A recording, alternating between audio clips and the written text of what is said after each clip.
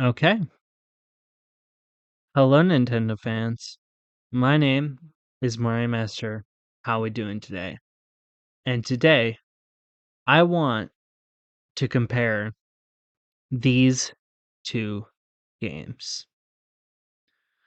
And I also wanted to delve into why I think this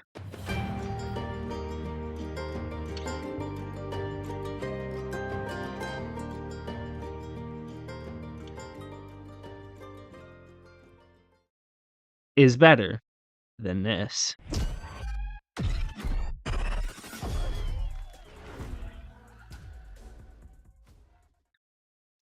Okay. So, I just want to get this out of the way first. Forza Horizon 5, for me personally, is not the best game in the series, at least. For me, that would be 4, but since 5 was released for the PS5, I've been playing it a lot. And I mean a lot. The time at the time of writing this script, I have 152 hours in the game, and I play it mostly when I'm tired and with Camden. Big surprise, I know. Now, I like Forza, and honestly, I like it a whole lot more than Need for Speed Heat. And I wanted to delve into why I felt that way. And once again, why I personally think Forza 5 is better than Heat. Now, I don't have the most recent Need for Speed Heat game, or sorry, Need for Speed game, Unbound, but I've heard mixed things about it. And honestly, it I don't know. It just doesn't seem like my cup of tea. Anyway, let's get into it. And just as a tidbit, this is obviously just my own opinion. So do not harass me in the comments, please. Let's get into it. Presentation. Now, this is a big thing for me when it comes to racing games is how does it present itself to the player? Now, Forza 5 starts out pretty chaotic. Driving in all sorts of different cars on your way to the main Forza event. The main driving force, pun intended, of the game. The game gives you 3 starter cars that are pretty dog water, and then you just get thrown into the deep end. There's some story mission stuff that you do have to do, but other than that, you are free to do as you please. Earn money, race other players, do whatever you want. Unlike what Heat does.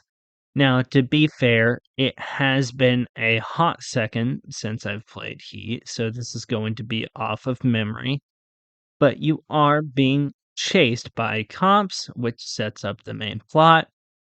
And then you get to pick from 3 cars. Sounds familiar?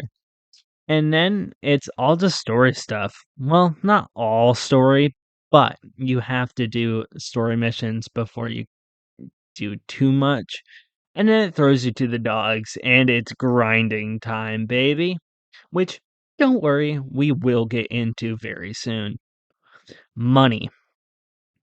So, these games handle money pretty similarly, but oh my holy god, Forza does it so much better than Heat does. It is way easier to earn, I can't speak, a lot of money in Forza than it is in Heat. There are infinite money making methods, try to say that 5 times fast, being made every day, and they actually work. Unlike Heat, there is unfortunately no easy way to make money unless you mod money into the game. Which, if you are on console, you are shit out of luck. Trust me, I'm speaking from experience. It can take about maybe an hour and a half to make $1 million even at level 50. But in the same time, without wheel spins, you can make like 5, maybe 6 million easy. So yeah, this fact also helps for people to just have fun on the game because you can make dumb cars way easier and make it worth just buying whatever the hell you like. For instance, I just bought every single Bugatti in Forza just because I could. That's the sheer difference between these two games. I couldn't do something like that in Heat, at least without a lot of grinding or mods, which I don't have access to. Mods, at least, not I can grind, obviously. Cars. Boy, oh boy, do I have some things to say on this subject because, man, Forza has a shit ton of cars. Precisely 899 cars with the base game, while Heat only has 137 cars, even with DLC. So, yeah, this isn't even a competition. And on top of that, there isn't just one car that rules over the entire game. So, sorry, Porsche fans, your car is pretty much a joke to 90% of the cars in Forza, which I personally like. There isn't just one overall best car in the game, no matter how you set up the Koenigsegg Jesko. It's never going to be a good drift car. No matter how good you set up the wheel, it will always be a turd on wheels. You know what I mean? But in Heat, it really was the Porsche or nothing. Sure, it wasn't the fastest car, but it was the second fastest and had the best handling in the entire game, arguably. Also, you could set it up as an off-road demon, which made no sense. The only thing the Porsche wasn't good at was drifting. But even so, at least with Forza, there really isn't a definitive answer to what the best car is. Each aspect of racing can be handled by different cars. And even then, the chances are that they are going to be different across different players. No two players are going to have the exact same car for off roading, for instance. Or maybe they will. I mean, everyone's just going to be like, I'm going to look it up. Shut up, Timmy. No one likes you. The map. Man, I gotta be honest, the map in Forza absolutely destroys Heat. It's not even a contest. Not only is it bigger than Heat's by a massive margin, you can actually explore Forza's map with very, and I do really mean very little boundaries. Sure, you are limited to Mexico, but the map is so big it doesn't matter. I can travel up the biggest mountain in the game with zero struggle. I can do pretty much whatever I feel like with near next to zero limitations. I feel like if I were to explore every corner of the map, I would find something new every time. And admittedly, this is such a small detail, but it bugged me in Heat's case. There is an actual train that goes around the map. Not the entire map, but there's a train. You can also interact with it. Unlike Heat, you are limited to a very small map. But if you do something dumb, the game respawns you. You hit a tree a certain way, you respawn. You land on a house, you respawn. It's no fun. And despite having train tracks, there is no train. Well, at least one that moves. There is a train, but it just sits there and does nothing. Graphics. So, although Forza has a solid 2 years on here, Forza releasing in 2021 and Heat releasing in 2019, I would direct your attention to Red Dead Redemption 2 releasing in 2018, a year before Heat. And that game is beautiful. So Heat has no real right to be kind of ugly, not gonna lie. It has kind of this like grainy look to it, Or is that just me? I don't know.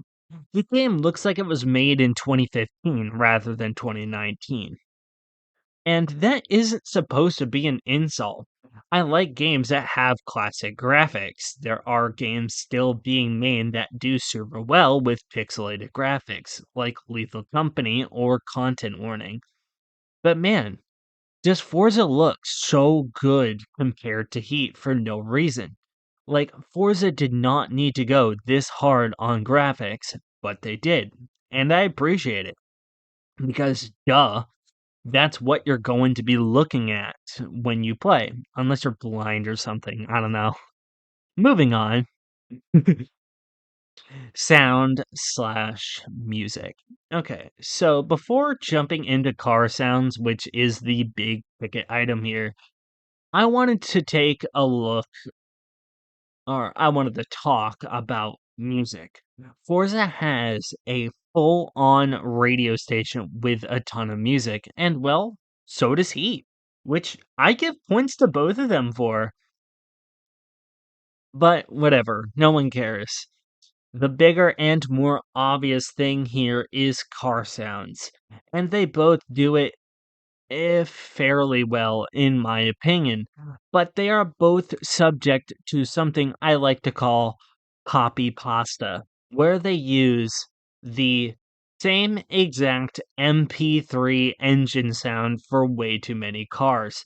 Now, to be fair, I will give Forza a little, and I do mean a little bit of leeway considering the car count once again being one short of 900 cars without DLC. So I don't really expect every single car to sound different. The game would be like 3 terabytes for sound alone. But I will not be as lenient with Heat, considering Heat doesn't even come close to having a quarter of the amount of cars that Forza does. And I mean, every game does this. It's hard not to. And it's to save space. But man, with only 137 cars with DLC, I don't know, maybe I'm just being an asshole. Events. Now, for me, this is where Forza shines. This is where Forza shines the most over Heat. There is always something going on. There are the Forza events, there's the daily and weekly challenges, which, yes, Heat does have weekly challenges, but I think Forza does them better. Skill songs are a thing to help master your car. There's the change of the seasons, the actual Forza event themselves, a constantly changing weather, day and night cycle. Not to mention the sheer amount of special events that are constantly happening and the ability to vote on what the next event is going to be. And what does Heat have? What's that? You said it rains? And it rains like 90% of the time? And there's no day night cycle? Really? Are you sure? There's no snow. There's no storms, nothing. Just rain? Oh, well, okay. Yeah. To say the least, I don't like heat in this aspect. Big surprise. There is no day night cycle, no changing weather outside of rain and sun. Hell, even GTA 5, a game made in 2013, has snow in December. Driving. Okay. I'll talk about driving. Shut up already. Stop writing your comments on how I didn't talk about driving when talking about racing games. I was getting there, Timmy. Now shut up. Put down the iPad. Shut up. I'm getting to it. Okay, play Angry Birds on your phone, on your mom's iPod. I don't fucking know. Anyway, from memory, I think they handle pretty much the same. Same controls with some adjustment.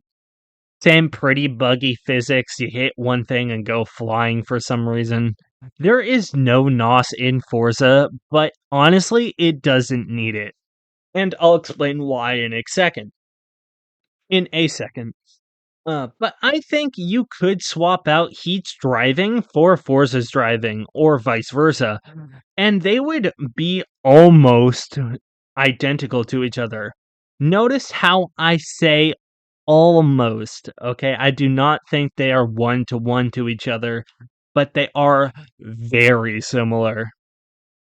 Customization. Wait, he has customization? I didn't know that. While obviously I'm exaggerating here, what he would consider customization would be considered basic settings to Forza.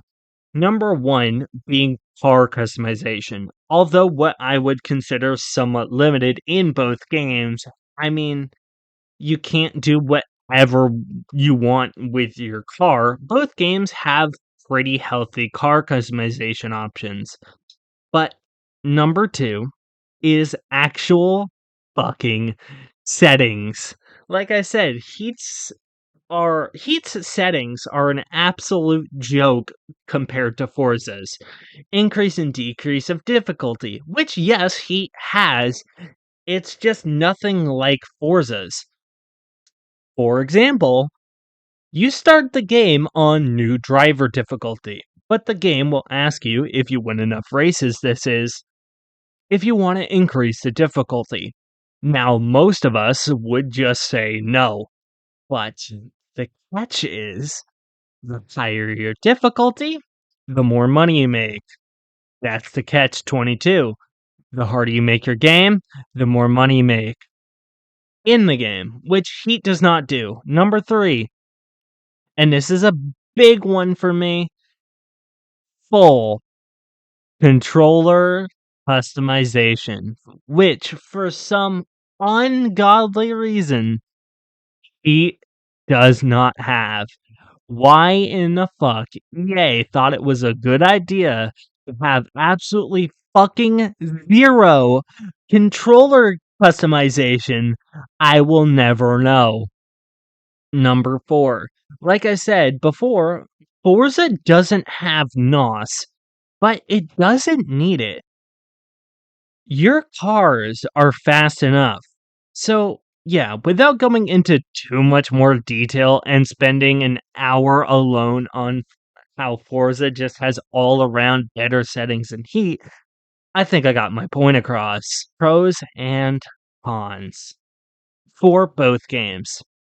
Okay, I think it's time I get this out of the way. A pros and cons list for both games. Forza Pro. Too many cars to count. Heat con. With even with DLC, Heat does not even have a quarter of what Forza has for a car list. Now, normally, too many cars would be a bad thing. And I could see how some people could view too many cars as a bad thing. But I think it's a good thing, personally, because it allows for more customization and more interesting interactions with different players. Hell, there isn't even a single Bugatti in Heat. That's why I think having more cars is actually a good thing rather than bad. Forza and Heat Con. Now, admittedly, this is a very small point. No ability to create private lobbies. Man, I really wish there was a way to create a private lobby, but there aren't. Now, to be fair, you can play solo, but if you want to play with a friend, like I assume most of us want to do without other players not leaving you the fuck alone, you can't do it. Forza Pro. Even though this game is an open world arcade sim racer, much like Heat, and even if I were to platinum trophy like I did with Heat, which is a 100%, the game, I can say that I would still play this game long after a 100%. Now, currently, I have no plans to 100% Forza. There are platinums that I would rather get and work on, but Forza just has a certain feel and aura around it that even if I were to 100%, I would never get tired of it. Heat con. Once you 100%, that's it. Fuck you. This is also how I felt even after beating the main campaign. And if you are really curious, I do have a video on why Heat feels so empty. I have a full-on video on my thoughts on why I think for not Forza, Heat is just empty once you beat the game, the main campaign, and 100%. Conclusion. Here we are. This, at the time of writing, has been by far the longest script I have written to date. And well, here we are. My final thoughts. Now, I know I kinda went after Heat in this video, and it's not because I hate it. Well, that's not entirely true. I have my problems with it, which I kinda hinted at in this video. But more than anything, I will always have fond memories of playing Heat and being stupid. One of the first games I really decided to go out of my way and actually go in 100%, which now has me wanting to 100% everything. Please send help. Oh, fuck, it's too late. I'm coming for you, Spider-Man Miles Morales. That's my next target. Uh, but overall, I do like Heat. It's a good game with good mechanics, except for night driving. I fucking hate night driving. A pretty mid story, but good cars. It's a good game to play with friends, and honestly, I would recommend it. Just wait until it's on sale or something, you know? Um, you can buy the game with the DLC included for a lot cheaper than the main game sometimes, so just wait until it's on sale. Mhm. But if we are talking about Forza, yeah, obviously, I non-surprisingly do recommend this game more than Heat for pretty obvious reasons. And what I would argue, the game is just an all-around plain better experience than Heat, hands down. It's fun with good mechanics that I really don't have anything to say about, and it's really fun with friends. Now, I could have gone into way deeper detail into why I prefer Forza, but this video was long enough. I didn't even touch on the event lab whatsoever. My thing is that Forza as a whole is just a better experience. It always will be, for me at least. I don't know. Like, if you play Forza, then you know what I'm talking about. It just has this feeling to it. It's not just, street racing. It's everything. You can do whatever you want. And that's really the main thing that I like about Forza. Overheat. So, buy Forza, skip Heat. Those are my words of wisdom, I guess. But that is it. Man. Phew. I wow. Only I think about like 2,000 words or something like that. 4,000 letters up there. Yeah. Now, I know this video didn't seem too long. No, my OBS says I've only been recording for 25 minutes. But This video took me a while. I had to write a script, which was the longest part, and I'm I'm not even done with this process yet.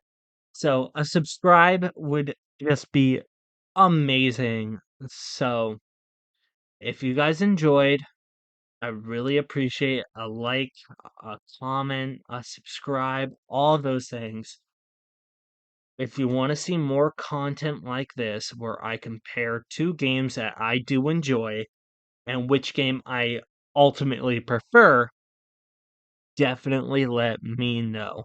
And once again, I'm sorry for this video taking so long. It kind of stunted everything else that I was going to work on. So yeah, I'm not even done with this video yet by the time I'm recording this, at the time I'm recording this. But yeah, that's it. So bye. I I don't know. Bye guys. See you later.